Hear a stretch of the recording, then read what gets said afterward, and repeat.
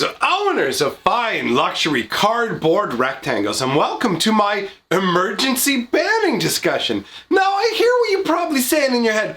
Wait. That's too much waiting, okay? We gotta move on. Anyways, you're thinking to yourself, wait, we just had like a ban and restricted announcement like 2 days ago. How can we possibly be having an emergency banning coming? Well, my friends, we are. It has been confirmed on Twitter. I'll put the tweet up here on the screen for you. It's it's kind of funny here. We previously announced that the next banned and restricted date as November 18th. After further reflection on the very busy competitive gaming schedule and discussion on implementation windows with our digital teams, we're shifting that next announcement to October 21st. Now, what's this really translated as? This translates to emergency banning. Oh, we've made a terrible mistake with our banning. We weren't paying enough attention before, and things have come to our attention a little bit too late for us to do something about this. So we just happen to be moving the date of the announcement up a full month. Instead of November 18th, it's October 21st. Now, there is a lot of speculation as to which cards in particular are going to be catching the ban hammer, because let's be honest, you don't decide that you're going to do a ban and restricted announcement a month earlier than usual if you're not planning to ban anything, right? We're not going to have a scenario where October 21st rolls around and they're just like, no changes whatsoever. Like that would actually be an amazing joke to play on the player base, but overall, I mean, that's not, let's be real. Somebody even responded to this tweet saying, can you please at least confirm if there will be any vintage changes? Eternal Weekend is right after that, and having a lot of testing invalidated by an immediate ban and restricted change would be less than ideal.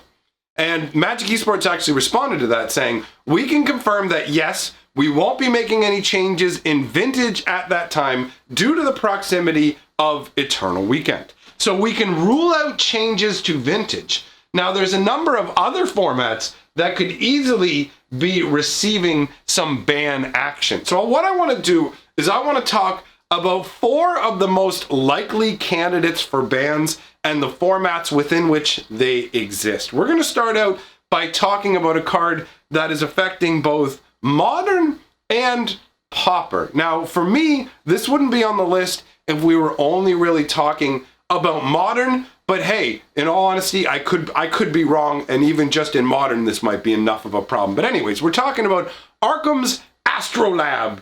So this card costs a snow mana, and it's a snow artifact. For those of you who aren't really familiar with the snow concept, there are snow-covered basic lands in Magic the Gathering, which are treated pretty much identically to regular basic lands in terms of the fact that they can be searched up the same way with Tudor-style effects, and anything that affects mountains affects snow-covered mountains, but they have an additional type, an additional effect, in that they are considered the snow type and produce snow mana. So this Astrolabe is essentially castable by anything that can tap for a snow mana. So it can go into any color deck. This is a candidate for banning in both Pauper and Modern. So what does it do? When it enters the battlefield, you draw a card, and more importantly, untap it, add 1 mana of any color. I mean, at least in Pauper. The Urza's deck that we're going to talk about. Oops, did I give away that Urza's on the list? Anyways, the Urza deck that we're going to talk about also heavily features this card, and it's the drawing a card as well that makes this one so attractive. In all honesty, the mana fixing isn't so much for the Urza deck there, because what is it needed for? It's cranking crazy blue. Anyhow, in Pauper, this card right here is making a significant impact. It's causing a bunch of snow-covered land decks to kind of run house on everybody. It's got too much of an effect on the Pauper format specifically. So this is a very good candidate to catch a Pauper ban. Now, the likelihoods of this Pauper banning being a part of this banned and restricted update to me is fairly minimal. What we're dealing with right now doesn't feel like a scenario where they're doing an emergency banning a month in advance for Pauper, because in all honesty, when it comes to Pauper Magic, I don't think that Wizards cares that much about like managing the health of it to the same degree that they care about Modern and Standard. Those are bigger, more important formats, right? So for me, Pauper, it's not exactly a more casual format, but it's certainly a less relevant format, I guess, overall, out of everything that could go into consideration specifically for talking about like an emergency ban. Don't get me wrong, I am not saying that Pauper's not a good format. As I said in my previous video, I am all for anything that makes Magic more accessible and more affordable for people, and Pauper most assuredly falls into that category. So just understand that from the perspective of an emergency banning, Arcum's Astrolabe for Pauper doesn't seem like enough for them to push the date a month forwards. Now, when we're talking about formats that are essentially more relevant to more emergency style bannings, that's going to be Modern and Standard. So let's talk about what may get banned in Modern. Along with this Astrolabe may catch a ban. I don't know how likely that one is. It's more a Pauper one specifically.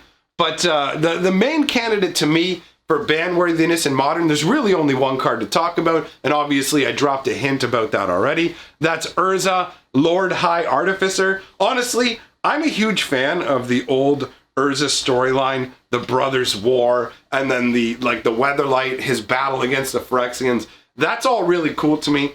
I thought it was really awesome when this card got released to just see Urza finally on a card where he's not like hidden as the blind seer. He's not an uncard. Here's just Urza in all his glory. And so Urza's 2 blue and 2 colors for a 1/4 legendary human artificer.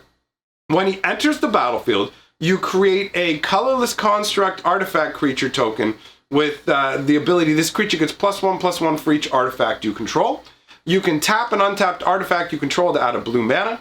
And for 5 mana, you can shuffle your library, then exile the top card. Until end of turn, you may play that card without paying its mana cost.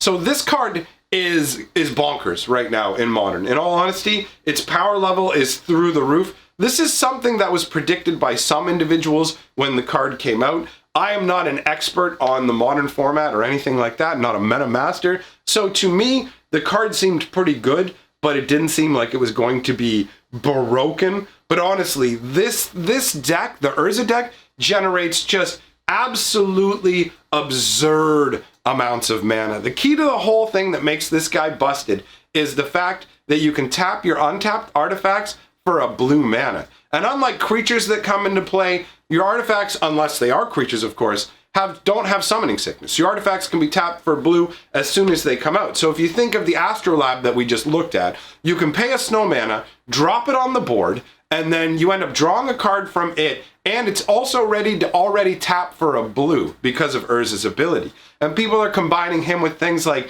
Psy Master Thopterist, or whatever specifically his name is. Anyways, what he does is whenever you cast an artifact, you also get a 1/1 Ornithopter, which happens to be an artifact. So every artifact essentially turns into 2 sources of mana, and they can do massive, big X-Spell War of Inventions with the deck and go get exactly what they need. And obviously the 5 mana shuffle in your library and being able to play cards off the top gets insane too when you have a whole bunch of mana. So this deck is capable of generating obscene amounts of mana and an obscene amount of card advantage.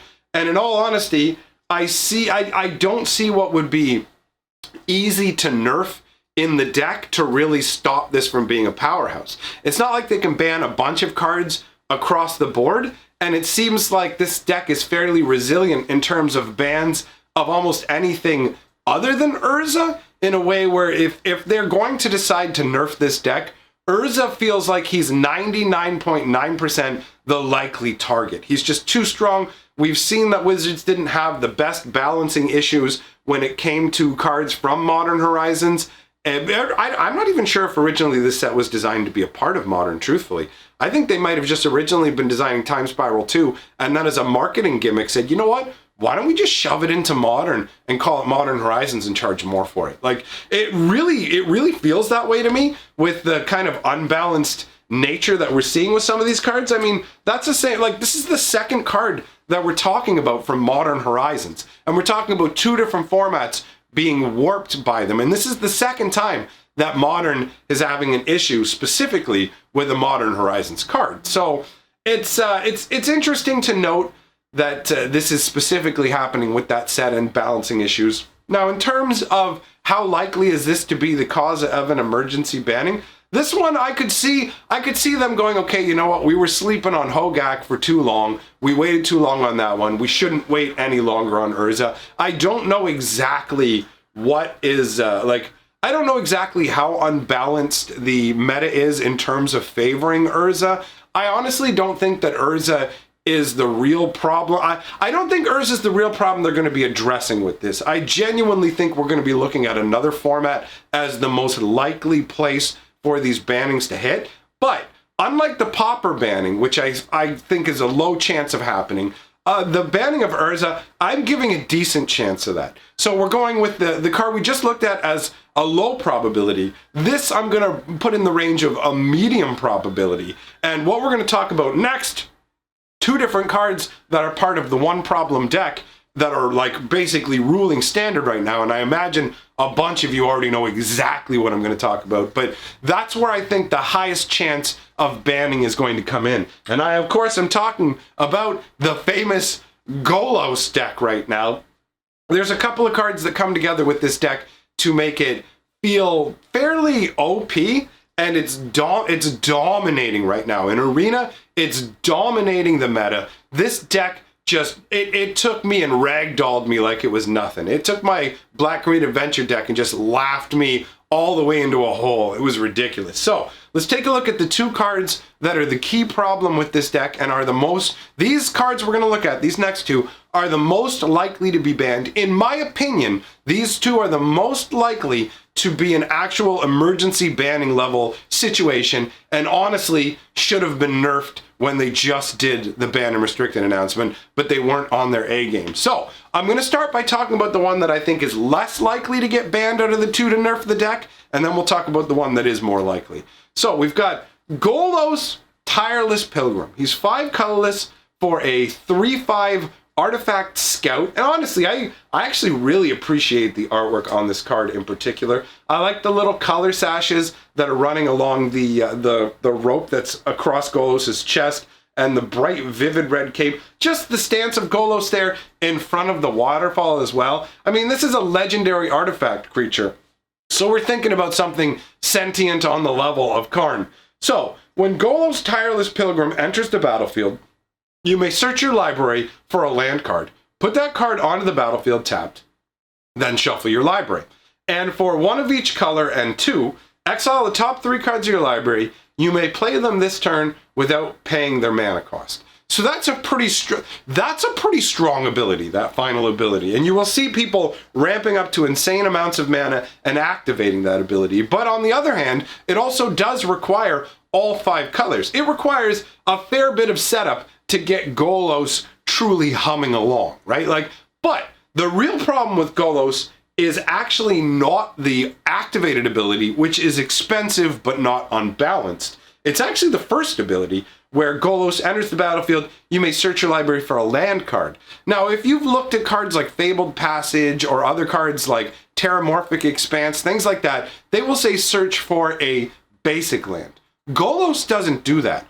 Golos lets you get any land. And that's where the real problem comes in, because the biggest problem child of all right now in Standard, in my opinion, is Field of the Dead. This land is incredibly strong currently. In the Golos build, it's a real problem because they can go and fetch the actual land.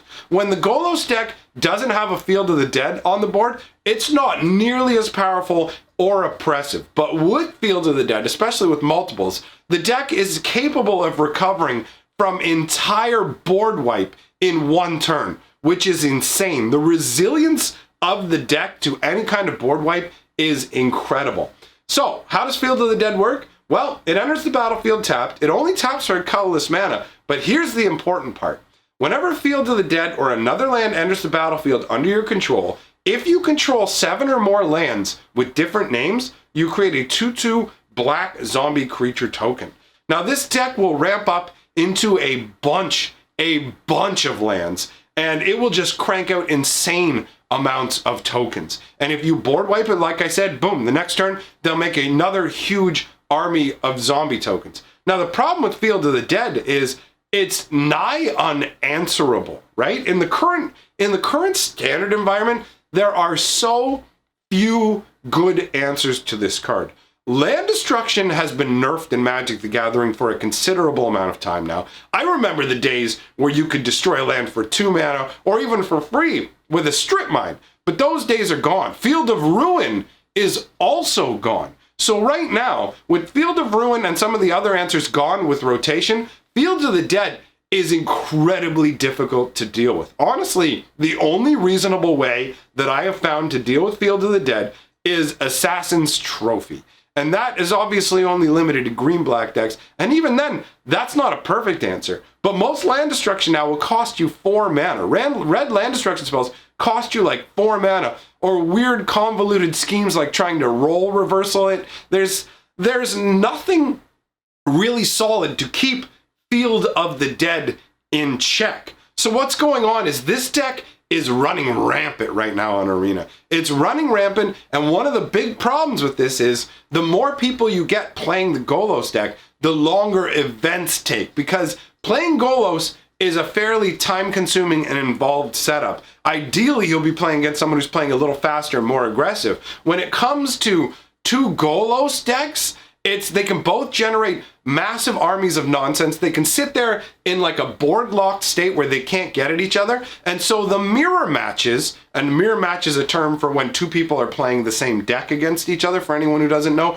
the mirror matches are insanely time-consuming. So this presents multiple problems. One is, in official events, it means that everyone's going to be running to time. The more people who are showing up, the more of these mirror matches you get, the more people running to time. And for them on Arena, it leads to really boring, uninteractive matches. And Wizards of the Coast doesn't want that. We've seen that mentioned specifically in the Nexus of Fate banning. So they do not want to see a situation where it's boring to watch Arena, because they want people playing Arena, but they also want people spectating Arena. That's part of the reason they have all the little fraps and bells and whistles. And look, my little goat ran out of the cart. He's dancing around for me. Dance for me, goat boy. Like they put all this in because they want the game to be exciting to watch. So that causes a problem, right? And overall, when it comes to situations like this, Wizards needs to step in when things are overbearing. If too many people are playing the same deck, it causes the meta to stagnate, and having a stagnant standard meta is really, really bad for pack sales and business overall. It will drive people straight out of the game. So in my opinion, the highest likelihood for banning right now is the Golos Field of the Dead build, specifically in standard. I think they're going to either nix Golos or Field of the Dead. Since Field of the Dead is so hard to answer, it seems most likely they will ban this. Now, bear in mind, they have shown they're willing to unban cards as the meta shifts and more cards become available. So even if they do ban Field of the Dead, it could still re-enter standard while it still has some time left in it. Although admittedly, it is a core 2020 card, and those cards rotate out faster than other cards because the new core set, it's not like you have 2 core sets in this for a year in each. It's weird. It's weird how the core sets don't follow normal rotation. So the Field of the Dead could end up coming back. But either way, Field of the Dead Golos are the highest priority targets in terms of an emergency ban situation. After that, we've got Urza, and on the lower end, we've got the Astrolabe. Now, there are other cards that could easily be on the chopping block that I may have missed, right? I am not an absolute meta master. This is just the information that I've gleaned through my experience from my comment section, from things that I've read and watched, right? So let me know what you guys think in the comments below. I'm gonna try out my new, I've got a new ending screen going on here now. So what I'm gonna do is I'm gonna put up a couple, if you guys want to check out some other videos, I've got one that I released earlier today talking about the depressive effects of Collector's Edition, and another video, if you like lore, you ever want to know the the secret or unknown origin of slivers, then go ahead and that video will be there for you too. Meanwhile, you may have noticed there are all these names scrolling by on the screen. These are my lovely patrons and channel members, and I've got some new people to welcome aboard. We got Joshua D. Cohen, Dustin Hook, Randy Young, and Maximus Titan. Thank you very much for supporting my channel. Nice to have you all here. I will see all of you lovely people here again tomorrow.